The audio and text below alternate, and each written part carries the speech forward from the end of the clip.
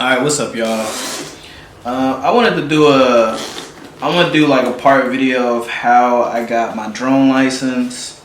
That is my drone, but how I got, my actual card. I know y'all probably can't see from over here, but I'm not gonna do the info. But how I got my, my license, and it took, I think, a solid month of training, and I want to give like tips and tricks of how I got that.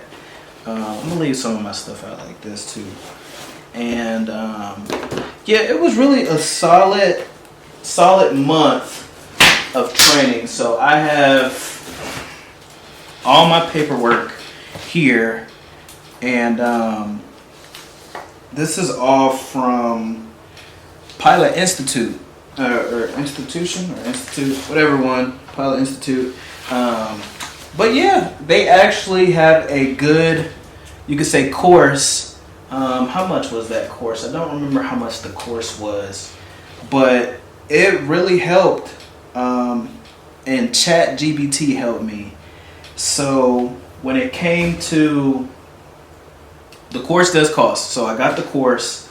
And the course had chapters, so I printed off every chapter to help me because I was tired of reading it on my phone. I gotta physically hold this and physically see paper, write my own notes, keep notes down. I know this is not in a specific order, but I want to give like just tips and tricks of how I actually got it. I didn't really know it took all this. I was very new to the thought of even getting my license because, you don't technically need it. That's what they always say. You don't technically need it. It's just for a certain, how would they say it? You need to use it at a certain altitude or something like that. I don't remember a lot, but I know the things that helped me get it. But I don't remember how they worded it. But you don't need it for everything.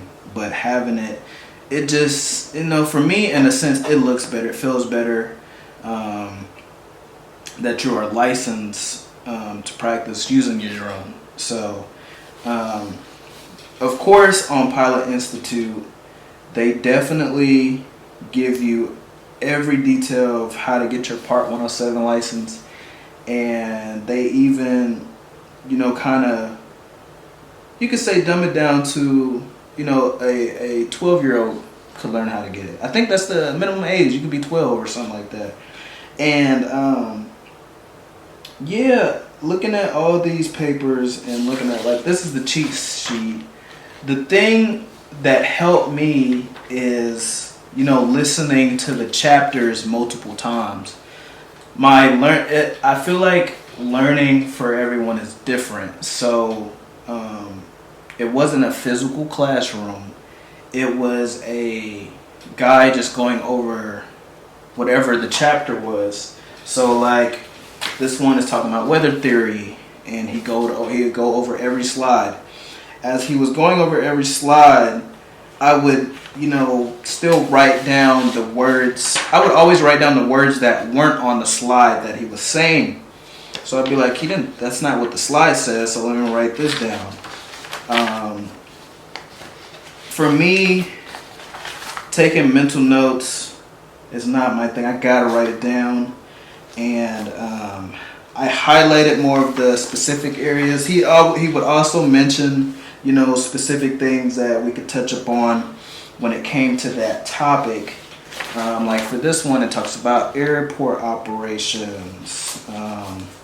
What else did it say? Weather theory, weather services. I didn't know I had to learn all this when I was getting it. Regulations, that's definitely important. That's chapter 2. I did write all the chapters on top. That's chapter 2, regulations. Part 107. Airspace definitely is important. Charting is definitely important. Topography, towered airports, navigation aid. Yeah, that chapter is really important as well. I don't want to say specifically not all of these are not important, but temporary flight restrictions, TFRs. That still goes with charting, technically. Let's talk about part, remote identification, radio communications. That was a little bit important in the test, because also in my test, when I took my test was more, that just said not operations. My test was more charting and how to read the chart. I was given a minimum of a couple of like regulation questions, but I remember doing a lot of charting in my tests. But they say every test is different. Aeronautical decision making, that was definitely on some of the tests as well. It'd be like, let's see if I can find one. Typical FAA questions. Like this one, it says a local TV station has hired a remote pilot to operate their small UA to cover news story. The remote pilot has had multiple near misses with obstacles on the ground and 2 small UAS accidents. What would be a solution for the news station to improve their operating safety culture? A, the news station should implement a policy of no more than 5 crashes incidents within 6 months. B, the news station does not need to make any changes there at any time that an accident is unavoidable. Or C, the news station should recognize the hazardous altitude situation and develop standard operating procedures and emphasize safety. And the answer is C. But like it was more of like questions about your decisions that you make. That's why it's called aeronautical decision making. Those were really good too. Psychological factors. I think this talks about more of like, if you're not feeling good, don't fly, technically. Like, if you're tired, don't fly. If you've been drinking, don't fly. If you've been smoking, don't fly. If you feel just not well, don't fly. That's technically what that was. Maintenance, emergencies, how to maintain your drone, loading and performances. Checking your drone before flying. Loading and performances definitely is the operation. You could basically say this point is telling you how your actual drone works. What the propellers do, what the lift, weight, thrust, drag, what all that means, that your controller does. So that controls that for the performance of your drone. What's this? Subpart C certification, aeronautical knowledge, recent operation over here. I mean, so these are some of the regulations too. So some of these are like categories, like which category is able to fly over people. Like if your drone is in downtown where a bunch of people are walking, or at a park where kids and other people playing sports, stuff like that, sporting events, parades, stuff like that, protests, or whatever is an open air. What are these figures? I think so. I also said ChatGPT. I'm gonna always keep saying that too. ChatGPT. So these are questions that I came up with. I don't know if I could technically find them. So when I say ChatGPT helped, it was, let's see if it's on here. It was the fact that, no, not all of them saved. None of them saved. Oh wait, I do. They did. They saved. All of my things saved. So aerospace class cheat sheet, differences in AGL, MSL, above ground level. What's MSL stand for? I forgot what MSL stands for. Aerospace questions, FAA. I did. So from these questions to the paperwork that I did, or these are the same thing. So I printed it off too. So I did the questions. So I wanted to see them. Let me me go over these. So that's like the first one I did, I guess. And then the TAF reports. TAF reports is like the reading levels of the weather and where you're landing, and yes, that's what I remember. I'm trying to go based on that because I ain't gonna try and leave anything out. But I created my own like mock-up tests of any topic that I wanted to go over. So when I say ChatGPT was my go-to, I would definitely I put my phone. I would go, so like this says airport operations, and for airport operations, you gotta know like what's this color tower mean, or what's the direction of the airport you're landing at by like numbers. And I can go into detail of every one. I'll probably make videos of every single one of these, to also give thanks to Pilot Institute. Where actually did I put my phone? Because I just set it over here, but I don't see where I put my phone. There we go. So let me look towards something that was really helping me when I say I use ChatGPT. My question for them would be, so one of these on ChatGPT, I'd be like, for the Pilot Handbook of Aeronautical Knowledge, FAAH 808325C, which is this book, I would, ChatGPT knows, I think, every book. I don't know how ChatGPT works. It just knows the book. And I said, can you go in more detail how Class E and Class G work and how to look for them on charts? So this is still having like another extra set for me to realize that I need to focus more on something that I wasn't knowing, that how some airspaces really work. Because maybe how he would describe it in the video, it wasn't my liking. So I'm just like, well, let me know it to my knowledge instead of knowing it how he knows it. So I usually make mental note of what will help me remember how to remember that airspace.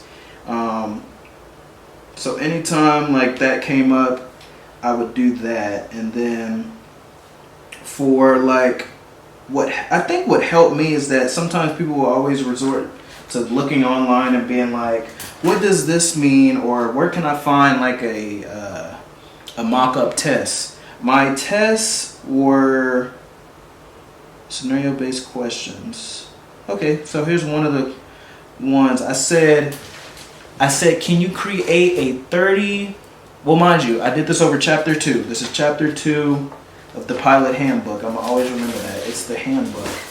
So from the handbook, it's going to create questions. So I say, can you create a 30 scenario question with 3 multiple choice on decision making?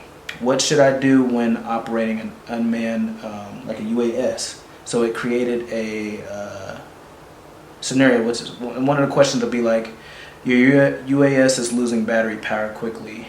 What's the answer?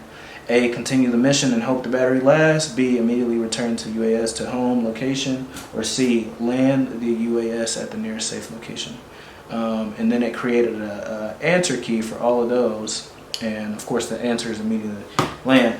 But I think what helped me is that I didn't want to learn just in a certain order. I wanted it to be more randomized so I can use my knowledge to utilize how correctly I can use my brain on like either knowing how much I know on airspace or knowing how much I know on, you know, the maybe the abbreviations for the airports, or how to read the TAF's reports, you know. So it really took me a while to, I say a while, but I guess a little bit over 30 days to realize I needed to focus on certain things. But I did listen to some other videos, because in some other videos they would say like, you don't really need to focus on that. Some of it is just common sense.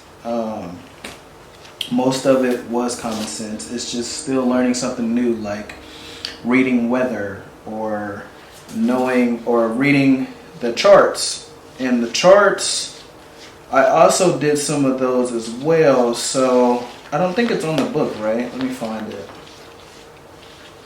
The chart, no. I wanted to find a map.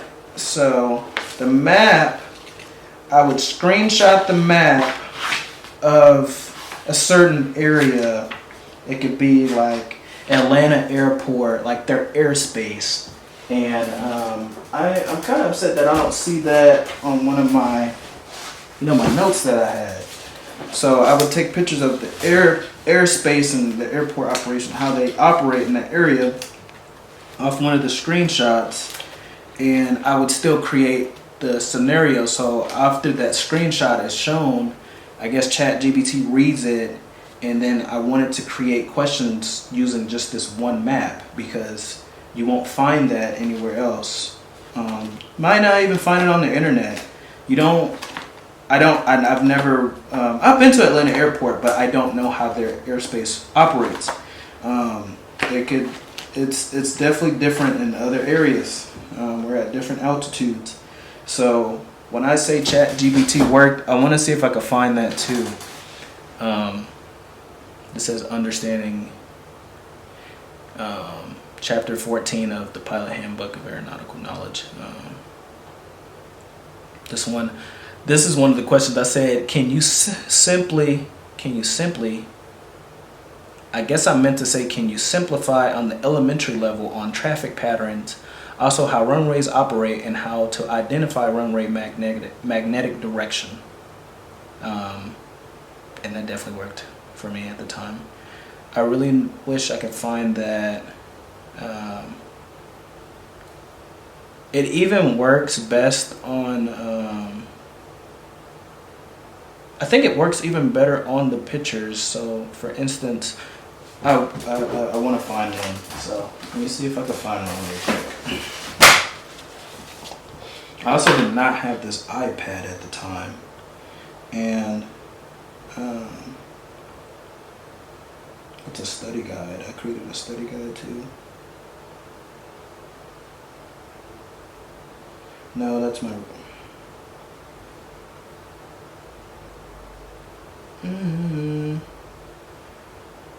I don't know if I really will find the old pictures on here, but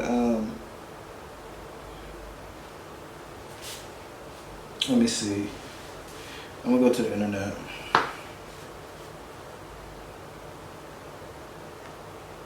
Atlanta airspace map. Here we go. They call it TAC map. You can look at the VFR. Look at that on VFR. It's a bigger picture.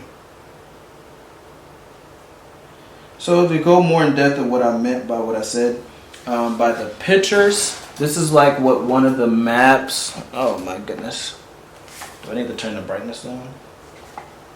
This is how one of the maps will look. So say, I don't know the website. The website was, there's actually a, oh, you can do it off the FAA, fly.faa.gov, and there's definitely a lot of links you can click to find maps that look like just how I presented it. And I did just random airports that I don't know, because we would always stick to just everything was always either in Arizona or wherever else. But if you take a picture of any map and do it on ChatGPT, of course it reads the map for you, and then you create questions of like, can you create a 30 question multiple choice of 3 of just the VFR reports or TAC reports of landing at a certain airport, but it just works the way you think it does. Let's see if I can fix that. Let me fix that. There we go. So this is a TAF report, and for the TAF report, what did I say? Time of reading these TAF reports. So through all that, it would still break it down. It would break it down saying KMEME 1212 or 1720Z, and it would give you detail of what it actually means, what this is saying. So I'd have to read this a couple times, like a couple times over.